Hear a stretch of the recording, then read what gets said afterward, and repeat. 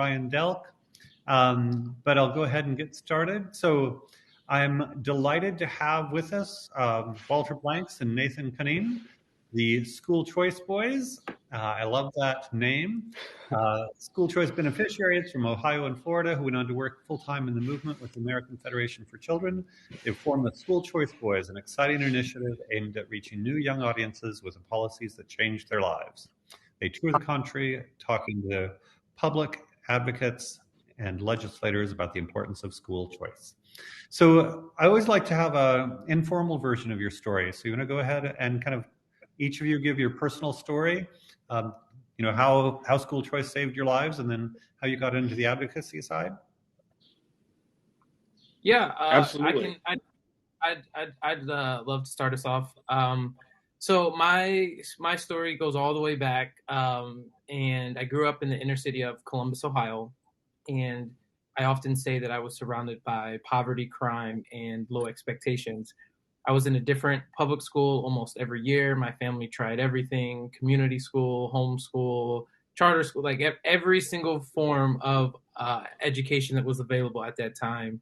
We tried it all, and nothing seemed to work. And I was really bullied a lot in the public school system, and just nothing was a good fit. Nothing worked. And so after a little bit of research, my family found out about the Choice Scholarship Program in Ohio, and they put me I ended up in a small private Christian school where I had to wear uniform every day. Wasn't a huge fan of that, but I was able to be cultivated both academically.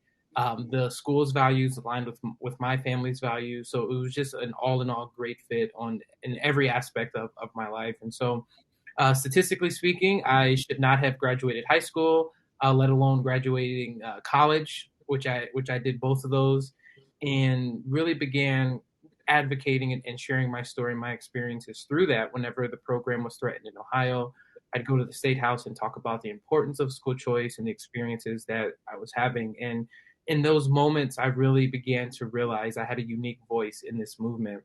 I wasn't just someone that believed in school choice or thought it was a good idea. It was my life. It was personal for me. And so got partnered with AFC 3 years ago, probably a couple weeks after graduating college, and drove to DC and moved there, where I began this work that I do now. And so through that, we've been able to collect almost 1,000 school choice success stories across the country. We've taken it a bit further with our fellowship program, and we take school choice beneficiaries who are very loud and vocal about their experiences and fighting for other students as well. And so Nathan and I have toured the country. We've hit a lot of states just in the past this year, just advocating and talking about the importance of it with parents, families, legislators, the media, anyone who will listen to our stories and our experiences as we try to have a better year than we did last year when it comes to school choice. Yeah. But last year was spectacular, so better year than last year. That's really yeah, it's a tall order for sure. We like setting high bars. Yeah. Before turning to Nathan, what did you study? Where did you go to college, and what did you study? What did you major in? Yeah, so I graduated from Mount Vernon Nazarene University. It was a college about an hour north of Columbus, Ohio, and I got my degree in journalism and media production. And so comms stuff, radio stuff, all of it is right up my alley. And so kind of being a media star is, right there. Yeah, it kind of fit into it naturally. Cool. Go ahead, Nathan.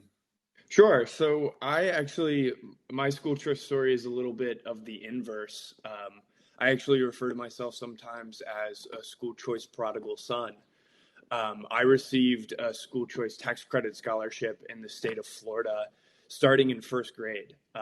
And from years 1 through 8th grade, I was in a wonderful private Christian school that really nurtured me and invested in me and really reflected my family's values. And I had a really wonderful experience growing up in that school.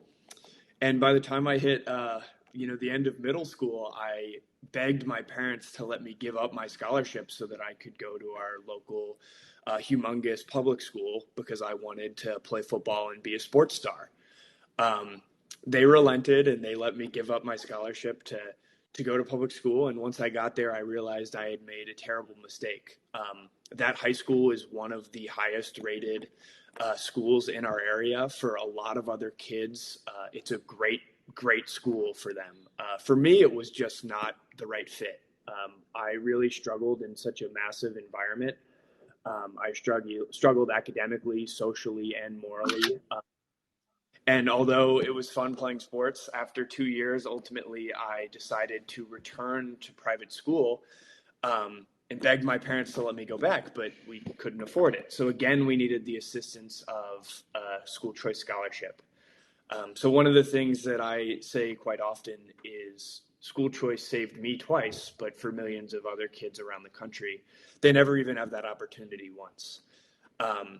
So I ended up finishing my high school years in private school before heading on to college, studying economics, and then ultimately got plugged in with our Future Leaders Fellowship.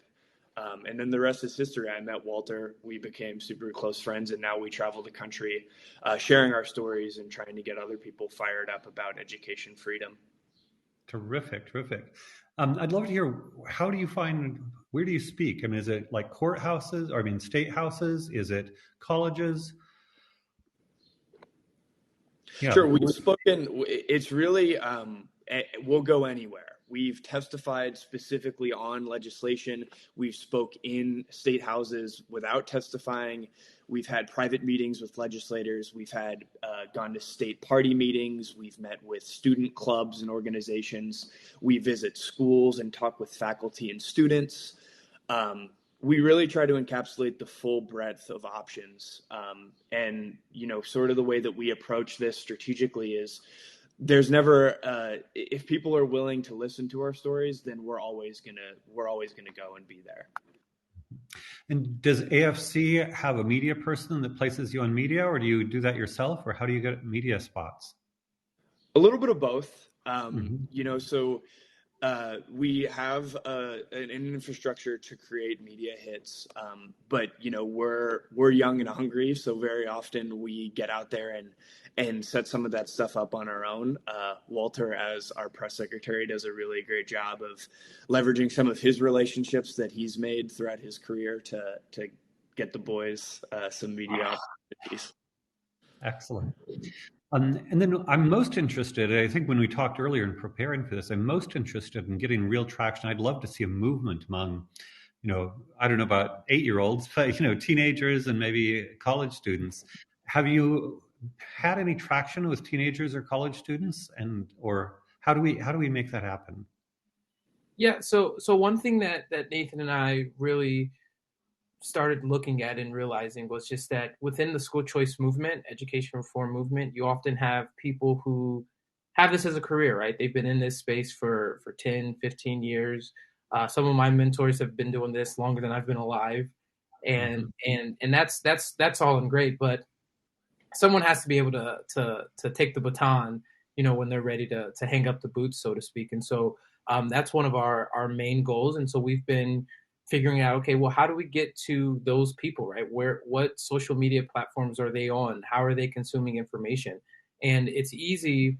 I consider myself older, a little elderly when I wake up in the morning. Nathan is a little bit more spry than I am, but we just started looking at, okay, well, where do we consume our information, right? Twitter, Instagram, TikTok, Snapchat, all those things. And so one big thing that Nathan and I have been working to do is creating content on those platforms that, someone who has never heard of school choice or has no idea what it is could watch a 30-second TikTok and be like, this is really a cool thing. This is an awesome thing. This is something that I'm interested in. How do I get involved? And so we've also have worked with our fellows who are either in college or recently graduated from college to kind of help us get into those networks a little bit more.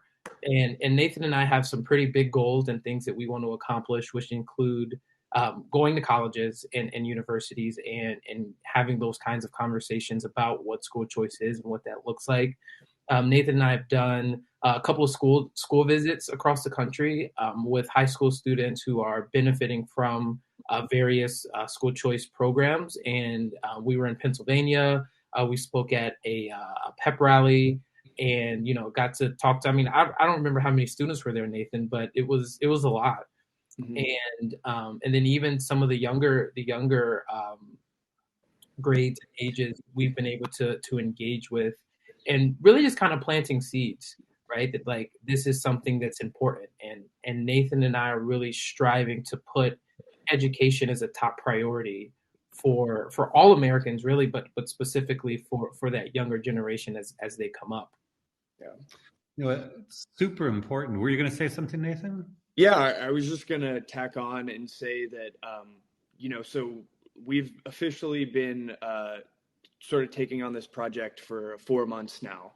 And we have identified that there is certainly an audience out there that is appreciative of the school choice content and this story. We're slowly but surely growing a significant following of our target demographics of these younger people. But I think the way that we kind of approach it is, we're almost inventing or trying to invent a new language. Like Walter said, the way that the school choice conversation has progressed for the last 30 years isn't going to be the same way, isn't going to relate to every, 20 something that we're looking to, get interested into this. So one of the things that we really focus on is trying to connect education to the issues that people have already made it obvious that they care about. So for instance, when I think about my own college experience, which just ended last year, there was tons of people that are very interested in, fiscal responsibility or economic justice or social justice or, take your pick, criminal justice reform.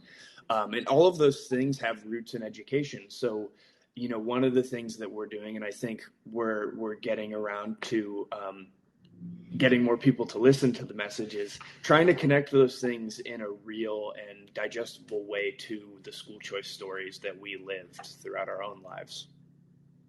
Yeah, I think this is a really interesting vein to explore. So, I think that school choice should not be in any way partisan. And yet, the fact is, the teachers union, which is typically hostile to school choice, is closely aligned with the Democratic Party. And, on many campuses, not all, but the vast majority of campuses, a lot of the students tend to, lean left. And so how is it a challenge to kind of negotiate that? I once met somebody who talked about a political jujitsu move to kind of get around some of these things. Do you find that the kind of partisan tensions prevent a more outspoken adoption of school choice? You mentioned, as you say, criminal justice reform, economic reform, social mobility. I think it's the most important thing for social mobility.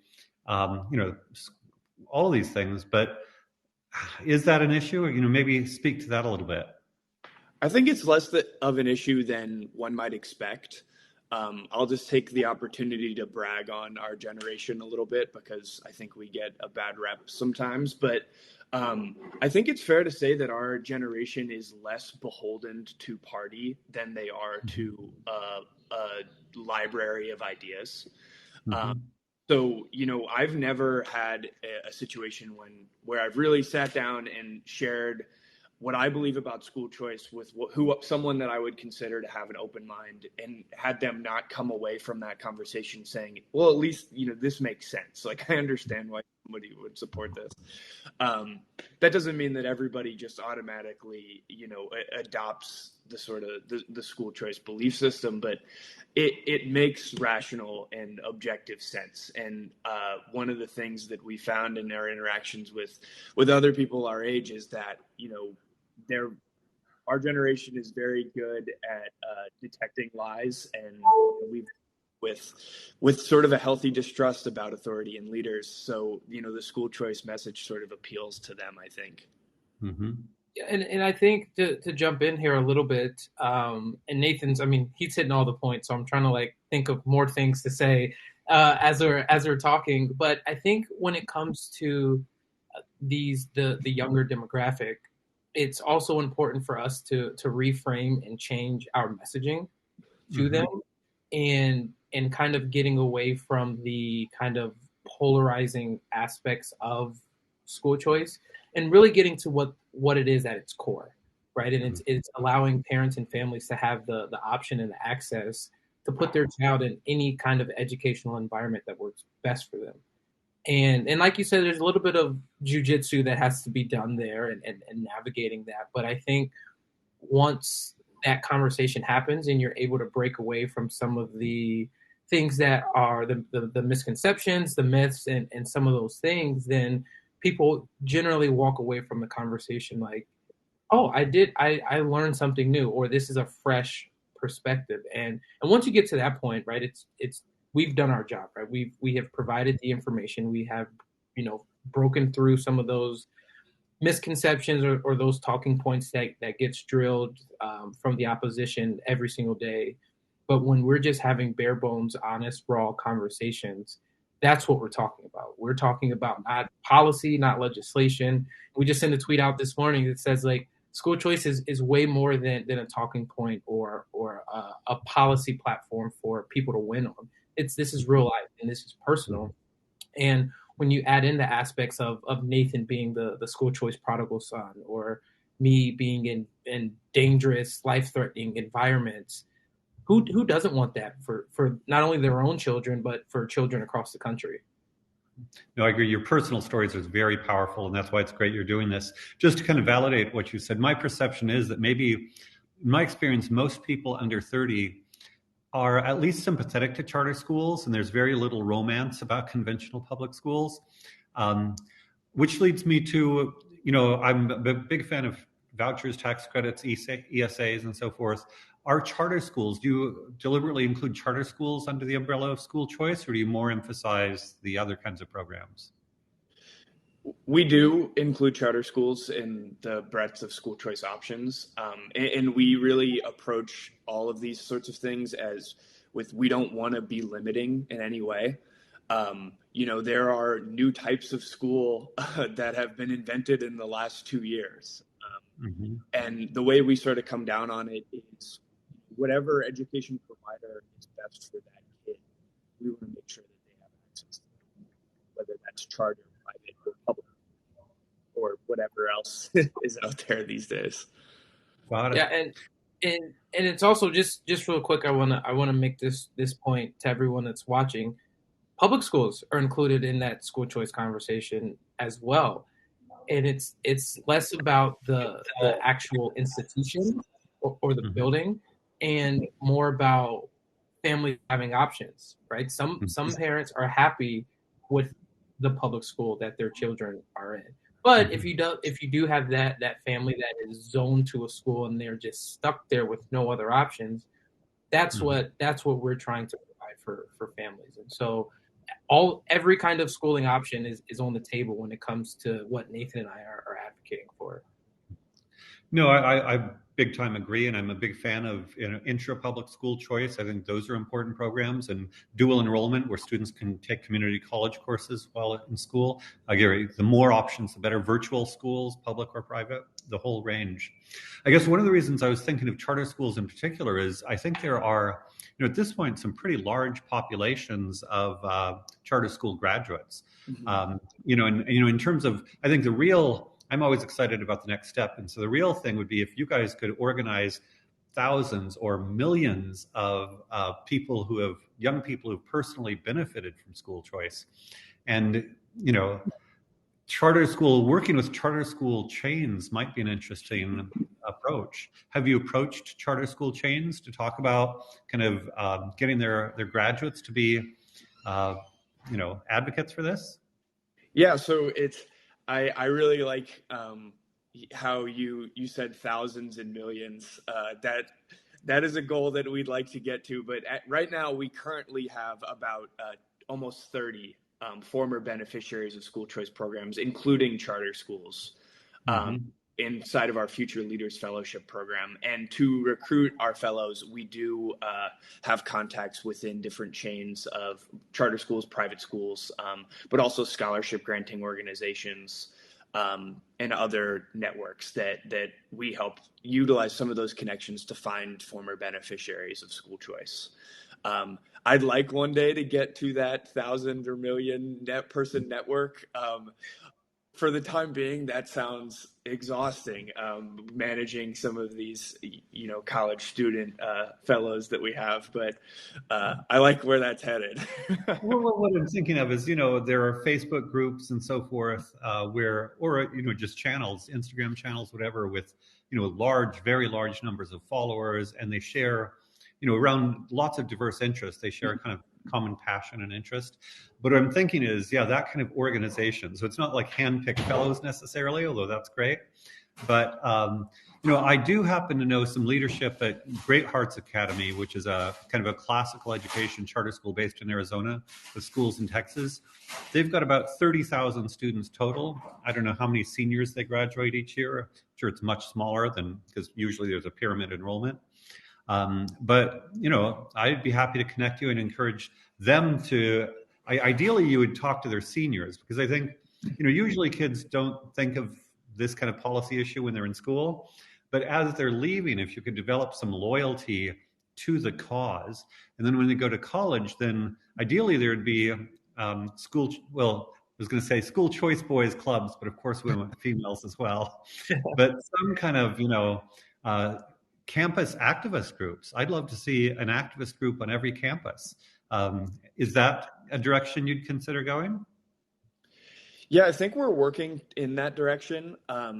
So as we sort of thought through our strategy for how to, for lack of a better word, attack a brand new audience is, we started off the new year really trying to focusing on things that we thought we could scale easily, which for that reason we focused really heavily on social media. But a big part of our strategic plan is starting to sort of build these bigger networks, bigger groups, and then ultimately doing exactly what you've said, is making connections with clubs on campus that already exist, or creating our own, I guess it would be chapters of club. We'd have to, as you said, we'd have to come up with a more inclusive name, but that is absolutely a direction that we're interested in heading in, because like we kind of alluded to at the beginning, there is a certain power with going directly to the people that you're trying to reach. And we've gotten a lot of feedback that a lot of our followers really enjoy seeing what we do when we're on the road. So we want to do that. One of the crazier ideas that I hopefully will be able to do is, buying a school bus and traveling all over the country and visiting different colleges and schools. That's sort of one of the wackier things that we're considering, but is definitely in play. That sounds like fun. And I don't think I've ever heard of a school choice club on a college campus. It would be interesting to know if even one exists somewhere. Going in a different direction, a market that I've often thought of I know that there are millions of teenagers who are unhappy in school.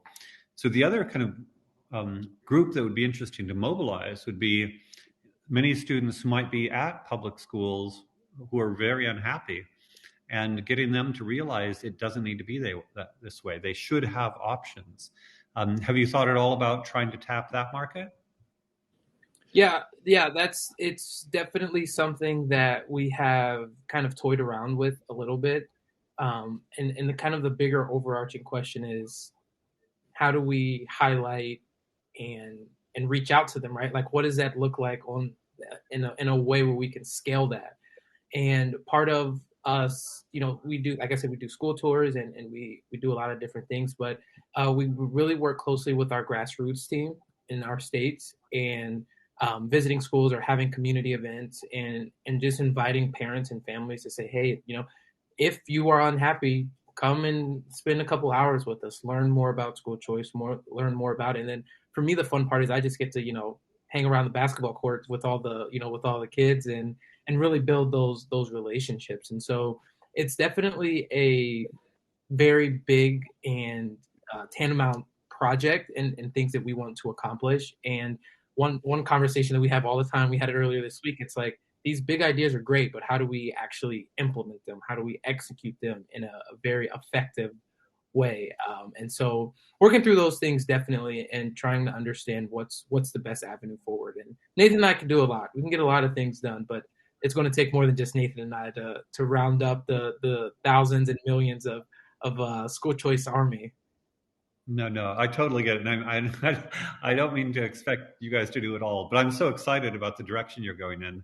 I can't help but think big. And, at some point, you guys are the pioneers. So at some point, you will have these other 30 kind of fellows and so forth. And at some point, maybe you'll be the kind of strategic direction in the stars, and other people will be, the foot soldiers. But just going into how do you reach them, Walter? One thing that I Google every once in a while, or I look at, is whether it's Instagram, YouTube, TikTok, whatever, things like "school sucks" or "I hate school," and there are large numbers of videos on YouTube or TikTok or whatever with those themes. That's a kind of off-brand for you guys, and so in terms of a different jujitsu move, I wonder how we can tap into the, "I hate school, school sucks" to, hey, there's the school choice opportunity. And I'm not a creative, but I always like to have creatives think of this. I assume you guys are, and I think I've seen you have TikTok videos, right? That's one of your platforms. We do. We are pretty active on TikTok, and we do see a lot of that content that you referenced, whether it be school sucks or other potentially or just negative experiences that kids are having in school. And it ends up being sort of a delicate tiptoe game, because we want to be positive and we want to be affirmative and uplifting. But the reality of the situation is there is a lot of, really hard things going on in the education system. And we try to be candid about that as well. Yeah. And I appreciate your positive branding. I did see some of your content, and you guys are so positive. It's beautiful. But that's why I describe it as a different jujitsu move, because the reality, kids are bullied, kids are miserable, in all sorts of ways. And some of this is, how do we go from your positive branding, and how do we connect that to these harsh realities? Yeah. Well, I think just to expand on that, and even to give an action opportunity to listeners, is one of the reasons that we are positive in our content is because our education stories were positive because of school choice. And one of the reasons that we exist is we believe that using your personal experience to create your message is vitally important. So one of the things that we're constantly doing is encouraging people and that follow us, or members of our community, to create their own content. I think that it's infinitely more powerful for a public school kid that is struggling in their school to make TikTok videos about their experience than it is for Walter and I to try to vicariously explain what they're going through. We want to build a community where everybody is sort of engaging with each other in person or online, to share those stories and then ultimately build towards more positive outcomes. Totally agreed. Well, we're running out of time. Any last comments, Walter? Do you want to share any words of wisdom to people who may want to support you guys? Yeah, well, first off, shameless plug. Be sure to follow us on all of our social media platforms. It's School Choice Boyz with a Z. And we, like Nathan said, we're constantly updating them. We're going on tour or traveling the country. We always make sure that people know where we're at, where we're headed, and things like that. And so feel free to check us out there. And if you have any questions, or you want to engage, get involved, feel free to comment on the stuff that we're doing. We love engaging with people in our comment section. That's one thing that we pride ourselves on being, is approachable. And so the school choice wave is constantly growing. And so if you're a parent or a student out there, just know that you're not alone in this fight. And Nathan and I and the entire AFC team and a lot of other organizations are willing to help out in any way that we can. Terrific. Thank you. Well, we are out of time. We've got Keisha King, who's absolutely amazing, in 15 minutes. It's our next keynote, but right now we have a 15-minute break. So thanks so much, Walter and Nathan, and may you succeed beyond your wildest dreams. Appreciate it. Thank you so much. Okay, thank you. Bye-bye.